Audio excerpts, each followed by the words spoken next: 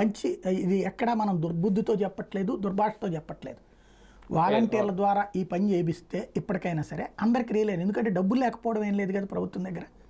ఇవాళ దాదాపు 500 కోట్ల దాకా డబ్బులు వచ్చి ఇంకా వస్తానే ఉన్నాయి కదా.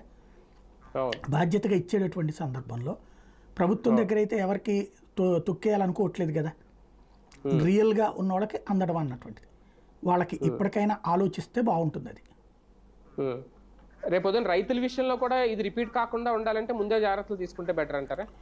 ఖచ్చితంగా నేను చెప్పిందల్లా ఇక్కడ ప్రతి 50 మందితో లింక్ అయ్యి ఉన్న వాలంటీర్ని పక్కన పెట్టి మనం తప్పు చేస్తున్నాం. ప్రతి 50 కుటుంబాల జీవితం తెలుసు, అతనికి లెక్కలు తెలుసు. ప్రభుత్వం ఇచ్చే పథకం కరెక్ట్గా 50 మందికి చేర్చగలిగిన అనుసంధాన వ్యవస్థ. అది తీసేసినంతసేపు సమస్య. డేటా ఉంటుంది కానీ వాళ్ళకి 2000 మందిని ఎక్కడ మేనేజ్ చేయగలుగుతారు వాళ్ళు? 2000 మంది ఇంకోటి అంత వీటి మీద ఉండదు వాళ్ళకి. మళ్ళీ వాళ్ళు ఈ 2000 కుటుంబాల దగ్గరికి పోవాలి కదా వాళ్ళు, సచివాలయం స్టాఫ్. అదే వాలంటీర్కి పేర్లు, వాళ్ళ కులము, వ్యవస్థ మొత్తం తెలుసు.